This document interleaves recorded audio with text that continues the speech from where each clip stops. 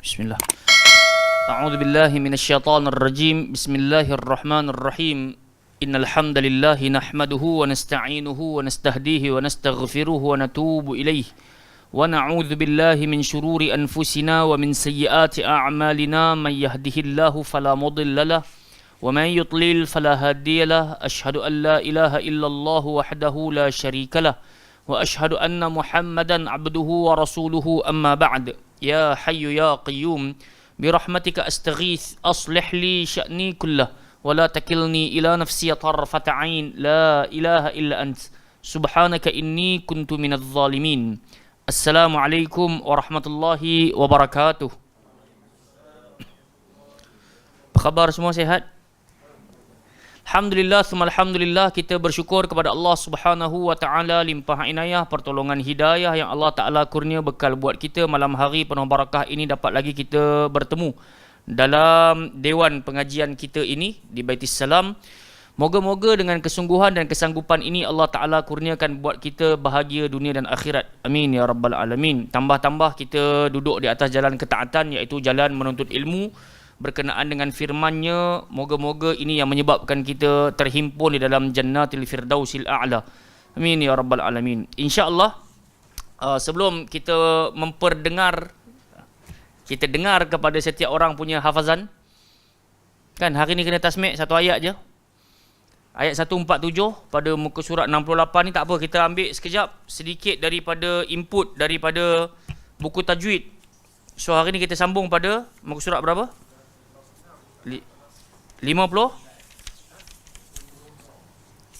Okey, kita masuk kepada bahagian hukum bacaan huruf ra pada muka surat 58. Sebenarnya ilmu ni penting ni. Ilmu ni adalah ilmu yang penting sebab ra dia tidak termasuk di kalangan huruf isti'la, dia tidak termasuk di kalangan huruf istifal. Dia ada hukum tersendiri. Huruf ra tak masuk huruf tebal, huruf ra tak masuk huruf nipis. Baik, jadi kita tengok apa yang dinyatakan oleh pengarang kitab ini. Sebelum memulakan penerangan mengenai keadaan dan hukum bacaan huruf ra, terlebih dahulu menyebut dua kaedah umum yang memberi panduan pada bahagian ini. Yang pertama, semua huruf bersifat isti'la juga bersifat tafkhim. Tafkhim ni maksud dia tebai. Isti'la meninggi. Tafkhim tebai, lawan dia tarqiq, nipis. Jadi tafkhim tebal. Khasnya huruf yang bersifat itbaq, sifat tafkhimnya lebih kuat. Jadi kita dah pernah sentuh berkenaan dengan huruf-huruf yang bersifat itbaq, sad, dad, ta, za, lagilah kena nak baca tebai. Tak boleh baca sad, dad, ta, za, salah. So itu sifat itbaq. Yang kedua, semua huruf yang bersifat istifal adalah bersifat tarqiq. Ni yang kita kata tadi, lawan kepada tafkhim, tarqiq. Tarqiq maksud dia apa, Abang Zul? Nipis. Kalau tafkhim, tebai. Kalau istifal, dia punya geng tarqiq. Dia adalah nipis. Kecuali huruf alif. Kerana lafaznya mengikut huruf sebelumnya. Dan juga kecuali pada huruf ra dan juga lam. Kerana kedua-dua huruf ini mempunyai hukum bacaan tersendiri. Macam huruf lam juga. Bila kita baca alif, lam, lam, ha, kita baca tebal ke nipis? Ke ada di kalangan kita baca Allah? Tak. Ya, kalau mulut dia, lidah dia memang diuji uzur, Allahu akbar, tu cerita lain. Tapi once kita jumpa perkataan alif lam lam ha, kita akan sebut dengan tafkhim. Allah. Kerana itu pengarang kita berkata ada hukum tersendiri untuk huruf lam dan juga untuk huruf ra. Jadi pada huruf ra memperolehi beberapa keadaan berlainan seperti ketika berhenti bacaan padanya. Dia akan berlaku sama ada dia tebai ataupun dia nipis. Atau menyambungkan bacaannya dengan huruf berikutnya. Ia berbaris hadapan, di atas, di bawah, bertanda sukun dan huruf sebelumnya berbaris hadapan atau di bawah ataupun di atas, di permulaan, pertengahan dan hujung perkataan. Bahasa mudah nak faham, huruf ra ni dia akan bawa bacaan yang berbeza. Tengok pada waqi'. Waqi' ni tengok pada situasi. Dia duduk dekat awal ke, duduk kat tengah ke, duduk kat ujung ke, baris atas ke, baris bawah ke, baris depan ke. Tengok huruf sebelum dia. Huruf sebelum dia baris atas ke, baris bawah ke, baris depan ke. Dia akan mempengaruhi bunyi ra tersebut. Menurut bacaan riwayat Hafs, Ra yang terdapat di dalam Al-Quran Resam Usmani terbahagi kepada 3 bahagian hukum bacaan. So malam ni kita sentuh yang pertama sahaja. At-tafkhim ataupun bila ra ni akan jadi tebal. Malam ni kita nak sentuh ini je sahaja dahulu. Okey, ra akan jadi tebal. Pertama, ketika ra berbaris di atas ataupun di hadapan. Simpan dalam kepala kita, setiap kali ra berbaris depan ataupun berbaris depan, dia tak boleh baca ra. Dia kena baca ra. Sama juga kalau dia baris depan, kita baca ru. Mulut kena muncung. Sebab apa nak kena muncung? Pasal dia baris depan. Ru. Dan dia kena tebal. Okey, contoh dia kita sebut sama-sama. Nasron. Okey, sod sahaja yang tebal. Nun jangan ikut gemuk. Nos, tak betul. Nasron, sebut. Yansuruna. Jadi kalau orang bertanya pada kakak-kakak, pada kawan-kawan sekalian, huruf ra pada yansuruna nak baca tarqiq ke tafkhim? Kita sebut tafkhim. Jawapan dia orang tanya, kenapa? Apa dalilnya? Kan sekarang tak boleh tanya dalil lah. Kan? Kalau orang tanya, kenapa dalil yang surun nak kena baca tebal? Kita pun kata disebabkan ra berbaris depan. Jelas? So sebab kerana itu kita baca dia tebal. Sambung. Birusulin tarawna. Jangan tara. Tak jadi tara. Tarawna. Ta jangan ikut gemuk. Ta tetap ta. Dia tak akan to. Tarawna. La tarawunnal jahim. Cuba sebut. Saya biasa dengar kadang-kadang imam dia baca la tara. Tak jadi. Dia terkesan dengan ta. La tarawun. Tak betul. Sebab kita dah belajar malam ni, ra kalau baris atas kena tafkhim tebal. La tara. Sebut. So dekat sini. Tarawna. Darajatun. Kalau salah kita baca macam mana, Iti? Dara. Jangan darai sangat. Darajatun. Sebut sama-sama. Darajatun. Rabbuka. Salahnya kalau kita baca Rabbuka. Okey, malam ni kita dah dapat satu ilmu penting. Jadi bila kita baca Al-Fatihah, bukan rah. Bismillahirrahmanirrahim. Bukan Rahmanirrahim. Kalau ustaz saya dah buka mulut, saya dah bariskan di atas, takkan salah lagi. Ini kita kata sifat. Tempat keluar boleh jadi betul, makhraj, tapi sifat tu yang menyebabkan bacaan kita sempurna ataupun tidak sempurna. Baik, kita pergi ke nombor 2. Ketika ra di akhir kalimah kerana berhenti mendatang. Apa maksud berhenti mendatang? Nak waqaf. Okey, dia dibaca sukun atau ia berada di tengah kalimah bertanda sukun sebelumnya terdapat huruf daripada asal kalimah yang berbaris di atas ataupun hadapan. Contoh, Al-Qur'anu. Jadi ra tu kita nampak dia duduk dekat hujung ke tengah? Tengah. Kemudian dia bertanda sukun sebelum dia berbaris depan. Nampak dia kata tak? Kalau nak jadi ra tu tafkhim, kalimah yang berbaris sebelumnya terdapat huruf asal yang kalimah berbaris di atas ataupun hadapan. Jadi qaf tu dia berbaris depan, kita kena baca dia tebal. Tak boleh baca qur. Salah. Al-Qur'anu. Fansurna. So kalau salah kita baca macam mana, Bun? Sur. Tak boleh gitu. Fansurna. Furqanan. Tatayyarna. Yang tebal ra bukan ya. Jangan baca tatayyur. Salah. Tatayyarna. Arjulun. Jadi ini yang keduanya. Perhatikan huruf ra kalau dia bertanda sukun, tengok huruf sebelum dia tu. Baris atas ke baris depan? Dua-dua kita baca tebal. Jelas? Nanti kita akan tengok huruf sebelum ra tu, kalau ra tu bertanda sukun berbaris bawah, dia tak jadi tafkhim. Dia kena jadi tarqiq. Tapi kita tak sentuh pada malam hari ini. Tengok poin yang ketiga. Bila ra kena baca tebal, ketika ra bertanda sukun, sebelumnya terdapat huruf asal pada kalimah yang berbaris di bawah dan selepasnya terdapat huruf isti'la berbaris di atas atau hadapan dalam satu kalimah. Terdapat 5 kalimah seperti ini dalam Quran. So bila kita jumpa 5 kalimah ni, automatik dia kena baca tebal. Labil mirsad. Sebut. Ra itu bertanda sukun, tapi selepas dia ada huruf isti'la, sad, huruf meninggi. Jadi kita kena terkesan. Ra ni terkesan dengan ketebalan huruf selepas dia. Walaupun kita sebut tadi, kalau ra ni bertanda sukun, sebelum dia berbaris bawah, kita kena baca nipih. Tapi mata kena cekap. Tengok lepas ra tu huruf apa lepas tu. Kalau sad ataupun kalau huruf isti'la, kita kena kesankan ra itu tak boleh baca nipih. Labil mirsad.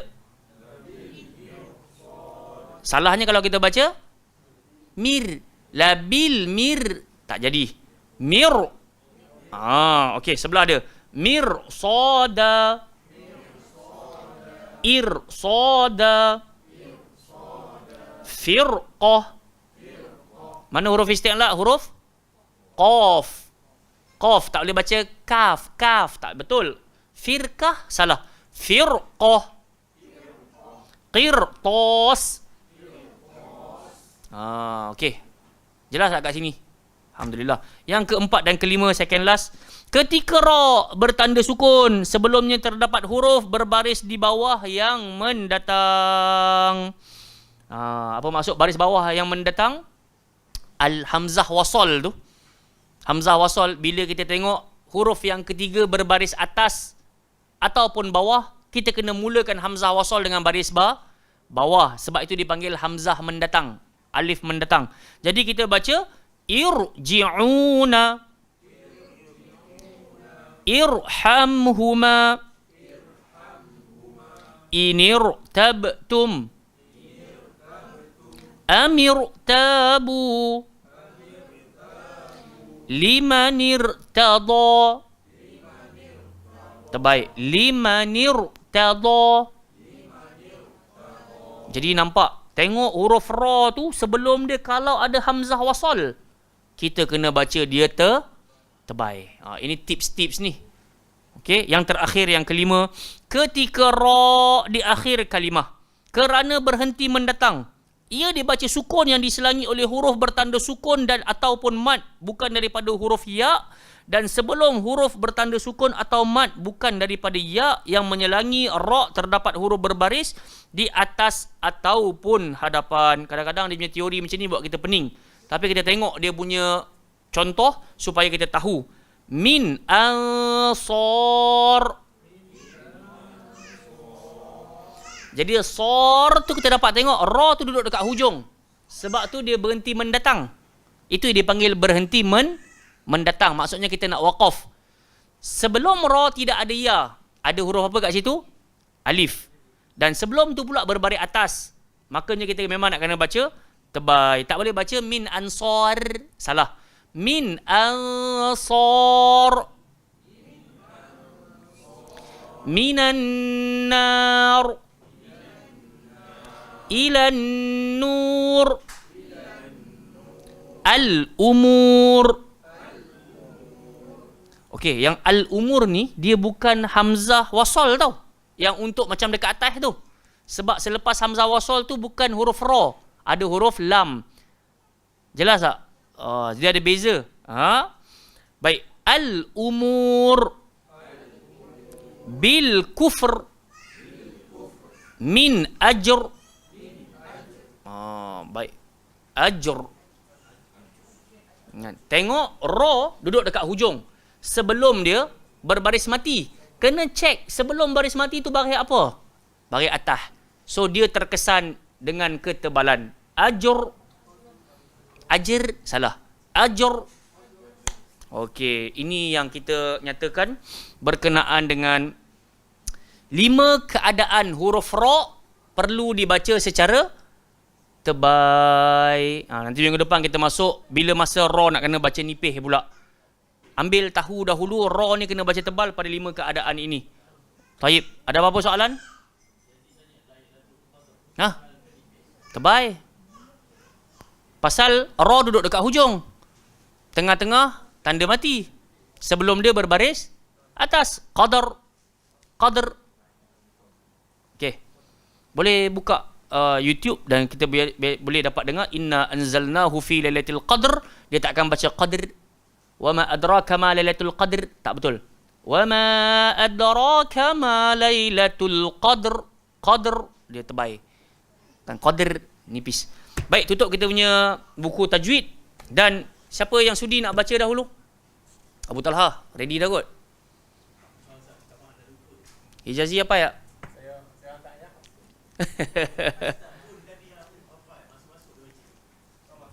Boleh. Abang Zul, mula dulu.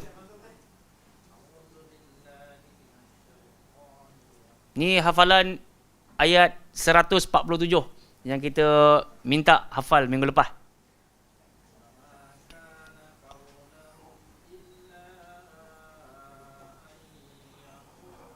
Illa an qalu.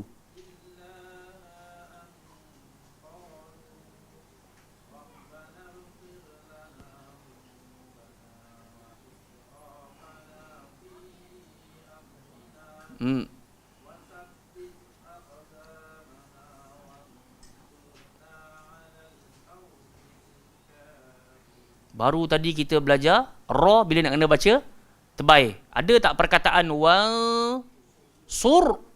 Sur tak jadi. Wal surna. Sebab apa kita kena terbaik? Sebelum ra berbaris de. Dan ra tu bertanda su. Wansur tak betul. Wansurna 'alal qaumil kafirin. Barakallahu fikum. Terima kasih sudi menghafal. Ayat tak susah pun. Kalau sekarang nak hafal pun masih sempat lagi.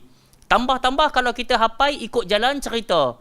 Di antara ciri-ciri orang yang bersyukur kepada Allah, ucapan mereka ini wa makana qaulahum, tidaklah mereka hanya menyebut illa an qalu rabbana ighfir lana. Duhai Tuhan kami, ampunilah kami. Wa israfana, dan keterlanjuran kami. Fi amrina, atas tindak tanduk kami. Wa thabbit aqdamana, tetapkanlah kedudukan kami. Wansurna 'alal qaumil kafirin, bantulah kami untuk mengalahkan orang-orang kafir. Kalau kita hafal cerita, insya-Allah lebih mudah nak mengapai. Silakan Syekh Bun.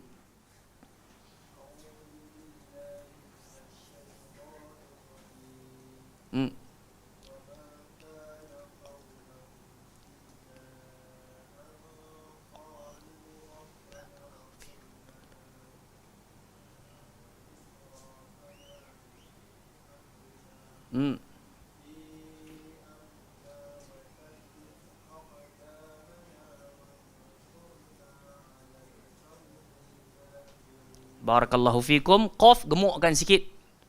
Alal qaw. Bukan kau. Alal qaumil kafirin. Wansurna. Cantik. Sur gemuk, ingat dalam kepala. Wansurna. Hafal tak? Belum lagi, abang? Belum lagi. Silakan kak.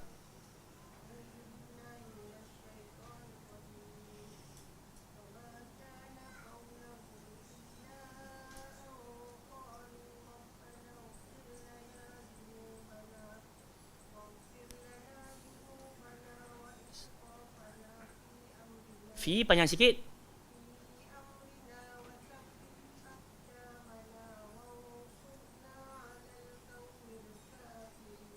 Okey, qaf cantik. Terima kasih, hafalan lancar. Tinggal lagi nak baiki pada makhraj ataupun sifat huruf.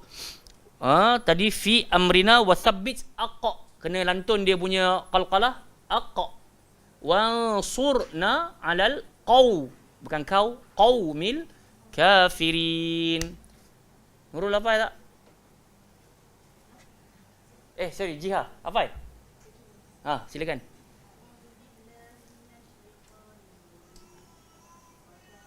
Wa ma kana.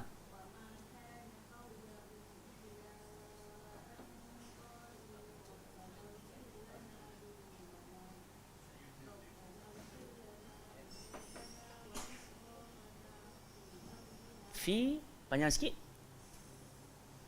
Wa israfana.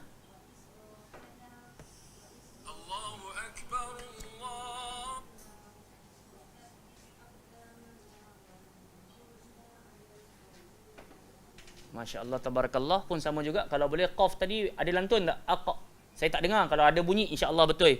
Kemudian fi tu dia jadi mad jaiz munfasil, dia kena baca 4 atau 5 harakat. Fi amrina. Sebab kita kena faham, kalau kita baca atas kapasiti tilawah, kita kena baca dengan tajwid. Tapi kalau kita atas kapasiti nak berdoa, tanpa tajwid pun tak ada masalah. Sebab dalam ni terkandung doa. Tapi saya yakin malam ni kita baca bukan nak berdoa, tapi kita nak tasmi' hafalan tilawah. So kalau boleh kita cuba jaga tajwidnya. Tapi ala kullin barakallahu fik. Terima kasih. Hafal? Silakan.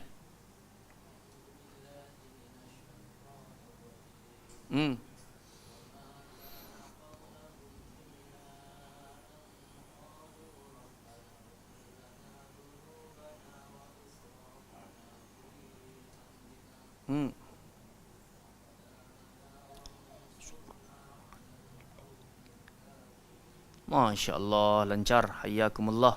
Ada siapa lagi nak tasmi'? Kalau tak ada, kita terus pergi kepada ayat yang kita nak sambung pada malam hari ni. Siapa yang anggarkan ini adalah hutang, minggu depan kena bayar hutang. Tapi kalau siapa yang minta dilepaskan, maka kita lepaskan insya-Allah. Tapi kok mana pun gitulah, dia bila kita ada usaha, kita akan rasa seronok walaupun tersalah dalam pembacaan. Tak apa. Ala kullin, bersemangatlah, sebab yang kita baca bukan bacaan kosong. Bacaan kita dihitung, satu huruf berpahala. Tambah-tambah kita cuba nak menghafal, lagilah Allah Ta'ala suka nak kurniakan. Kalaulah Abang Zul, Bun, Jiha, semua dapat menghafal kan, satu ayat ni berapa lama ambil masa Abang Zul? 10 minit tak sampai kot kan. Kalau kita kata 10 minit pun tak sampai, sebenarnya untuk satu muka, kalau Abang Zul boleh ayat ni tak sampai 10 minit, sebenarnya satu muka boleh hafal sangatlah dalam satu hari. Ni sembang-sembang kosong lah. Waktu saya duduk dengan DKJ dulu kan, maka saya cerita dekat dia yang satu hari saya hafal 8 muka surat. So dia macam teruja. Dan bila saya tanya dekat dia, doktor pula satu hari hafal berapa? Dia kata tambah 10 lagi daripada yang ustaz hafal. So DKJ hafal satu hari 18 muka surat. Tapi kita bukan nak bagi tahu hebat tak hebat, tapi nak bagi tahu kalau dah dapat dia punya tune, memang boleh sangat nak mengapai. Tapi yalah, hatta diri saya pun kadang-kadang kita tergelincir. Nak baca Quran pun kita kalah kan. Nak baca Quran pun kadang-kadang kita kalah dengan handphone, kalah dengan TV dan semisalnya. Tapi gitulah, mintalah kepada Allah sekeping hati. Kalau kita dah start baca Quran, dia punya feel seronok dapat mengapai itu lain macam. Betul-betul lain macam. Baik, tanpa kita buang masa, jom sama-sama buka muka surat 66. Wan hayyakumullah. Ada Quran dah? Ayat ke-148. Muka surat 68. Bawah sekali. Muka surat 68. Tengok dekat atas sekali. Ada muka surat berapa? Bawah sekali. Fa'atahumullah. Baik, bacalah Quran dengan hati, jangan baca dengan nafsu, tenang-tenang dalam pembacaan dan juga sebutan. A'udzu billahi minasyaitonir rajim.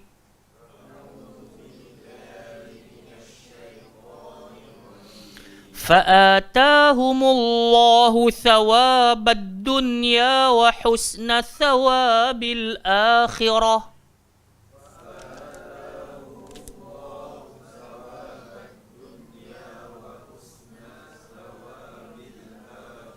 Jangan panjangkan mana yang sepatutnya pendek. Wa husna thawabil akhirah. Wallahu yuhibbul muhsinin.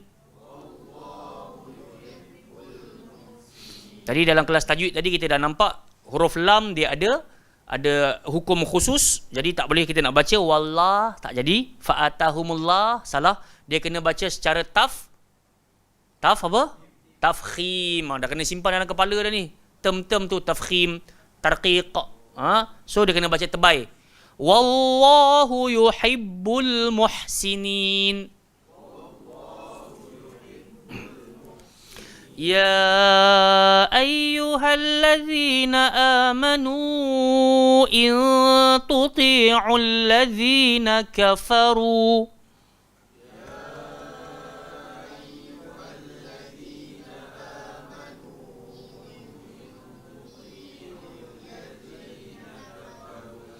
يردوكم على أعقابكم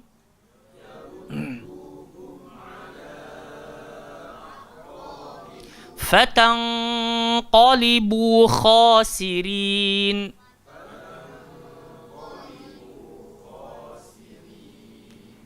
Okey, setiap orang baca 2 ayat ni. Hasri, silakan.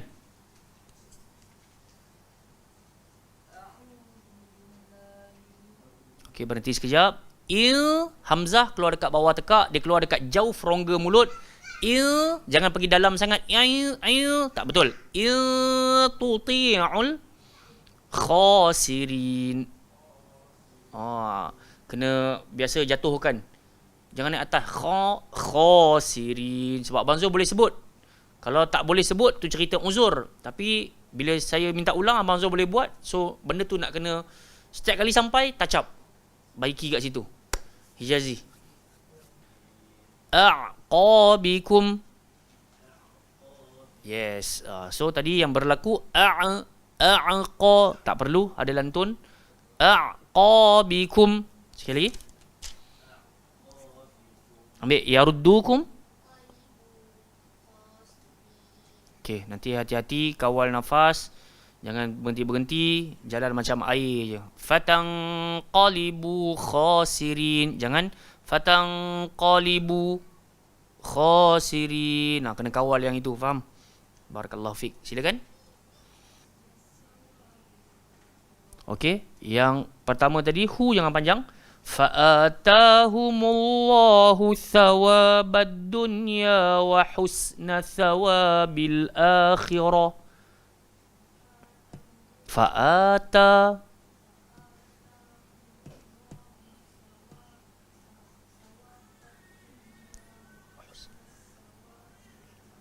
Perasan tak ada kesalahan kat mana?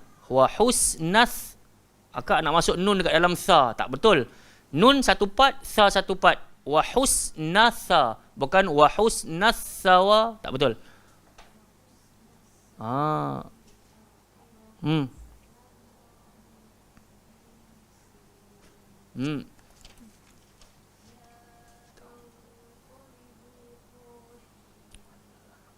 Okey, yang ni benda input untuk semua.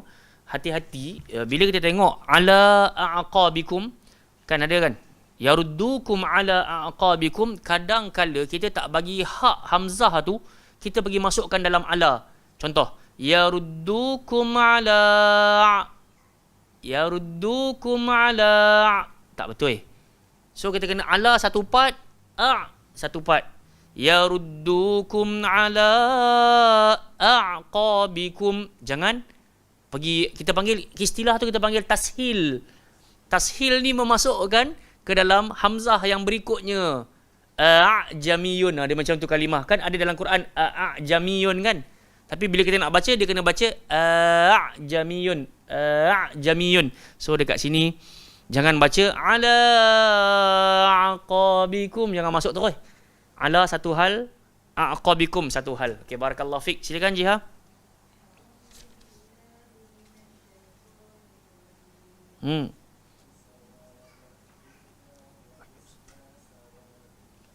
Okey, yang kedua wa husna, na tak payah panjang, dan yang ketiga huruf tha. Tolong gigit. Wa husna thawa, gigit lidah. Thawa. Tha yang pertama pun gigit, tha yang kedua pun gigit. Fa'atahumullahu thawabad dunya wa husna thawabil akhirah. Fa'ata panjang. Thawabad dunya.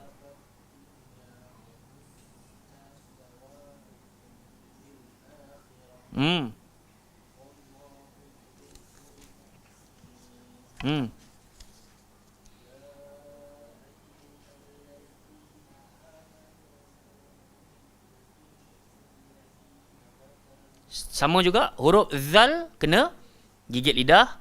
Dan bila nun mati bertemu ta, kita nampak dekat atas nun tu tak ada apa-apa tanda. Jadi kita nak kena dengung lebih daripada kebiasaan. So 2 minima, 3 selamat. Tuti itu minima. Kalau nak selamat, tuti'ul ladzina kafaru. Cuba sekali lagi. Ya ayyuhalladzi.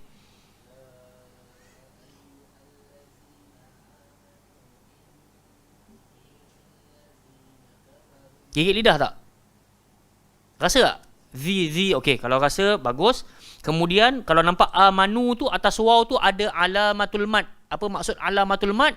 Macam bulu kening tu kan, yang panjang tu kan. Bila jumpa sahaja dia mesti sama ada 4 ataupun 5 ataupun 6. Tapi dalam kaedah ni kita tengok aja, kita tahu kita kena baca 4 atau 5. Amanu panjang. Tuti'ul ladzina kafaru. Sekali.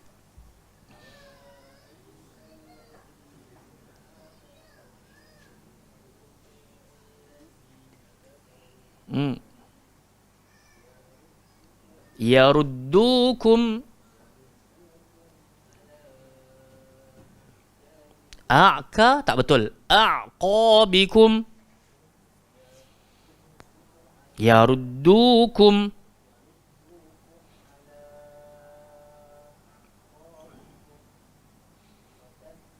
Okey, dia bukan fatan. Fatang.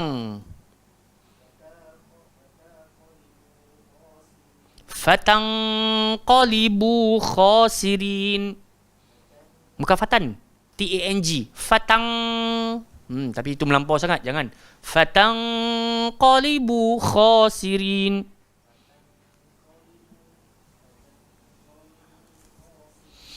Okay, barakallahu fikum. Tengok tadi yang Syekh Taufik baca yaruddukum. Apa akan terjadi? Bila kita baca yang sepatutnya dalam ayat ini yaruddukum 2 harakat. Tapi tadi Syekh Taufik terbaca yaruddukum. Apa isu yang akan berlaku? Ayat ini Allah Ta'ala cerita tentang ramainya orang-orang beriman. Jadi Allah Ta'ala kata, kalau kalian taat kepada perintah orang-orang kafir, mereka akan bawa kalian kembali. Kalian. Tapi tadi Syekh Taufik baca, yaruddukum, cerita pasal seorang. So ayat ni cerita pasal ramai ke cerita pasal seorang? Ramai. Jadi disebabkan itu, Ustaz janganlah berkira sangat Ustaz, terlebih sikit je, terkurang sikit je pun. Dia bukan terlebih terkurang. Terkurang, habis terus cerita dia berubah. Itu isunya. Sebab tu saya ucap tahniah buat Syekh Taufik ke semua kawan-kawan. Sebab kita dapat hadir dan kita nak baiki benda-benda ni. Saya yakin kalau kita duduk seorang-seorang baca kat rumah, kebanyakannya kita akan rasa, aku dah boleh baca. Tapi bukan itu yang kita nak dalam hidup ni. Kita nak senantiasa ada progres. Kerana itu Allah Ta'ala pasti akan hitung kesungguhan ini. Terpaksa tempuh jalan jam, mata berat, sejuk dan macam-macam lagi. Allah Ta'ala pasti akan hitung. Tambah-tambah pula memang kita datang malam ni nak tunjuk kesalahan. Kan? Supaya dapat diperbaiki kesalahan tersebut.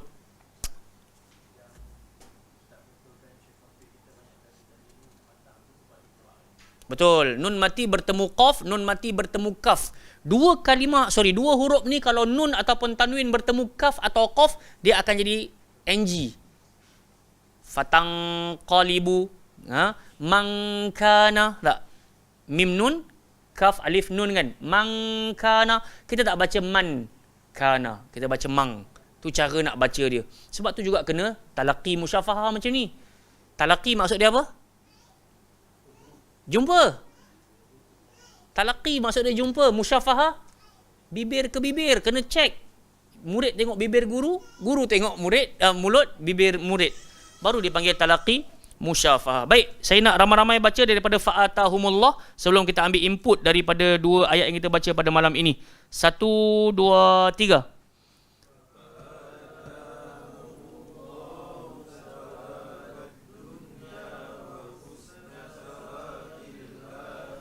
Sekali lagi, fa'atahumullahu thawabad dunya wa husna thawabil akhirah. Sambung.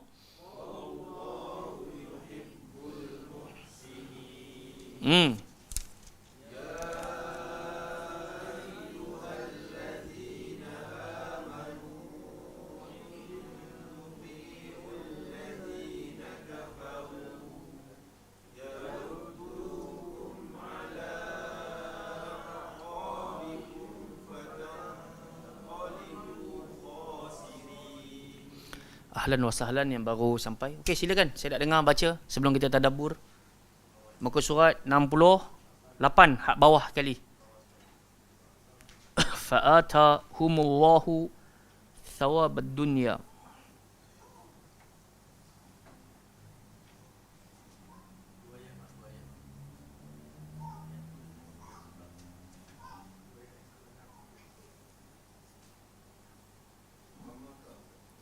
Fa'atahumullah.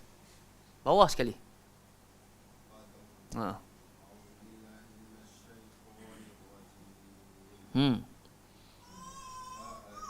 Fa'ata.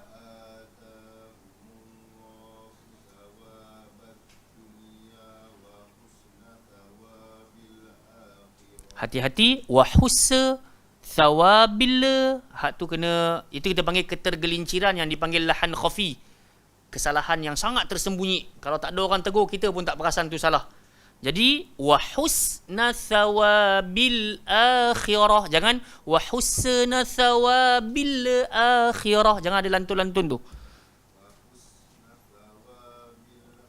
Nampak? Ada lagi bil akhirah.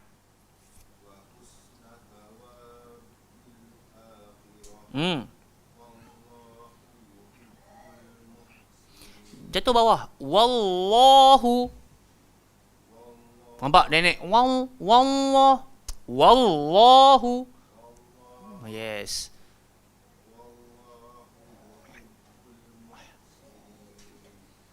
Lagi satu ayat. Ya ayyuhalladzi.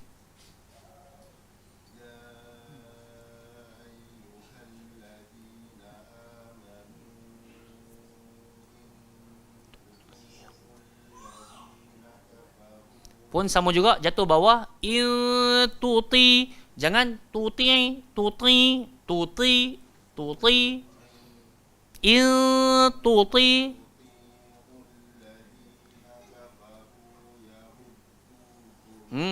Yaruddukum.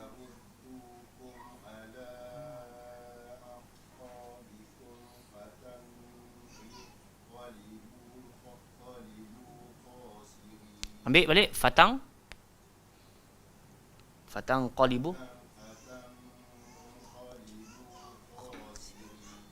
Barakallahu fikum.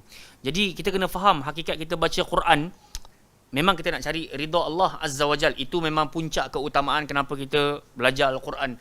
Tapi dalam sebuah hal telah kita nyatakan Allah Ta'ala sangat bergembira dan berbahagia ketika kita membaca Quran sebagaimana ia diturunkan. Jadi sebab tu walaupun isunya nampak macam terlalu halus, bunyi beza sikit je, tapi kalau boleh kita cuba nak sebut macam yang dibacakan. Sebab tu Allah Ta'ala ajar Nabi. Allah kata fata'alallahul malikul haqq. Allah Ta'ala maha agung, memiliki kerajaan yang sebenar-benarnya.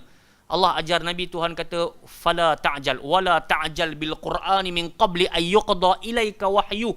Wahai Muhammad, jangan engkau tergesa-gesa mengikut apa yang dibacakan oleh Jibril sampai dia yuqda ilaika wahyu.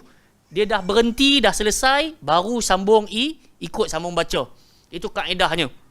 Tapi banyak tempat saya pergi, kadang-kadang kita baru tegur di awal, dia dah ikut balik baca dah. Faham tak? So ini konsep dipanggil tidak beradab dalam mempelajari bacaan Al-Quran. Sama juga, bila kita ajar anak-anak kita kat rumah, bila kita nak betulkan dia terus sambung, pesan kat dia, dengar dulu. Ayah dah settle baca, ibu dah settle baca, baru ikut. Jangan kita sibuk nak betulkan, dia pun sibuk nak baca. So konsep itu tak benar. Dan sebenarnya etika baca Quran, cara baca Quran, Allah dah ajar dah.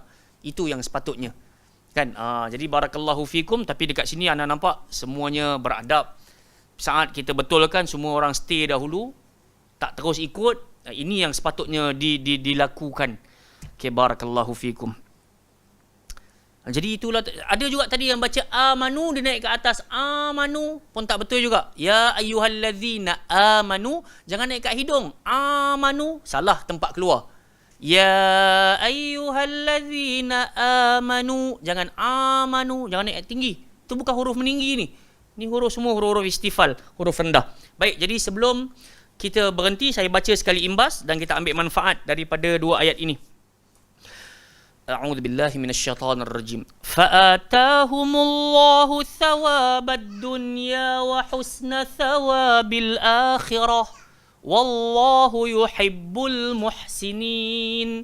Ya ayyuhalladzina amanu in tuti'ul ladzina kafaru yaruddukum ala a'qabikum fatanqalibu khasirin. Kemudian, ini pesanan penting juga. Once kita baca dengan bertajwid ataupun jumpa pada huruf-huruf dengung, kalimah-kalimah yang kena dengung, jagalah dengung baik-baik. Kerana kalau orang kata bagaimana nak nampak keindahan baca Quran saat kita menjaga dengung. Itu yang saya kata tadi, minima 2, selamat 3. Faham? Bila kita jumpa wajibul gunnah ke, in, jaga 3. An, am, wa am, jaga. So dengung tu dia akan buat kita lebih seronok baca. Dia akan terdengar lebih indah. Baik, ayat 148. Allah Ta'ala berfirman berkenaan dengan orang-orang yang bersyukur dan berkenaan dengan orang-orang yang bersabar. Ketika mana mereka dapat nikmat, malah mereka bersyukur. Ketika mana mereka diuji, malah mereka bersabar. Dan di antara kedua-dua ucapan orang-orang yang memiliki dua sifat ini, mereka kata, Rabbana ghfir lana dhunubana. Duhai Tuhan kami, ampunilah kesalahan-kesalahan kami. Wa israfana, dan keterlanjuran kami. Fi amrina, atas urusan kehidupan kami. Wa thabbit aqdamana, tetapkanlah pendirian kami. Wansurna alal qawmil kafirin. Kita senantiasa minta kepada Allah agar diberikan bantuan, agar senantiasa berjaya mengalahkan orang-orang kafir. Kerana apa? Kita semua sedia maklum, sampai hari kiamat mereka tak akan pernah rasa ridha selagi kita tak ikut jejak langkah mereka. Kerana itu Allah Ta'ala bagi ingat kepada kita, sehebat apa pun keimanan kita pada hari ini, kita sangka kita beriman dengan janggut kita, dengan kita punya tak isbal kita, dengan pakaian kita berjubah, dengan kopiah kita. Kadang-kadang kita sangka iman kita dah solid, tapi Allah ajar kena selalu minta, ya muqallibal qulub. Tengok macam mana hadis Ummu Salamah ketika ditanya apa yang Nabi selalu baca ketika Nabi duduk dekat dalam rumah beliau. Maka kata Ummu Salamah radhiyallahu anha, kana yaqra, adalah menjadi kebiasaan Nabi mengucapkan, ya muqallibal qulub, tsabbit qalbi ala dinik. Kalau kita tahu Nabi kita sebelum jadi Nabi pun Allah dah ampunkan dosa, selepas jadi Rasul pun Allah dah ampunkan dosa, tapi kenapa tetap juga Nabi minta, wahai yang membolak-balikkan hati, tetapkanlah hatiku di atas landasan agamamu. Sebab Nabi nak bagi isyarat kepada kita, Allah Ta'ala maha membolak-balikkan hati. Saat kita rasa iman kita tengah kuat hari ini, jangan anggarkan ianya akan berterusan sampai kita mati. Sebab kita ada banyak sangat contoh-contoh. Ada teman-teman yang balik daripada Saudi, asalnya mengajar pula berkenaan dengan salafi, berkenaan dengan sunnah, tapi hari ini Allah Ta'ala uji dah join grup sana pula. Berlaku tak benda tu? Berlaku. Dan tak mustahil kita yang hari ini bermati-matian suruh taat al-wala' wal-barra' kepada pemimpin dan semisalnya, tak mustahil kita yang menjadi orang yang mengajak kepada memusuhi pemimpin. Na'udzubillahi min zalik. Jadi berhati-hati. Sebab tu Allah Ta'ala isyaratkan orang yang senantiasa tampakkan syukur dan bersabar dalam hidup ni, ini antara ucapan terbaik yang mereka sebut-sebutkan. Dengan hati mereka, mereka syukur dan sabar. Dengan tingkah laku mereka, mereka tampakkan kesabaran dan kesyukuran. Dengan ucapan mulut mereka, mereka ucapkan ayat ini. Apa Allah Ta'ala balas? Fa'atahumullahu thawabad dunya wa husna thawabil akhirah. Maka Allah Ta'ala berikan, kurniakan kepada mereka pahala dunia dan juga kebaikan pahala negeri akhirat. So kalau kita tengok dekat sini, dia punya terjemahan ataupun tafsiran dia, pahala dunia berupa kemenangan-kemenangan, memperoleh harta rampasan, puji-pujian dan lain-lainnya.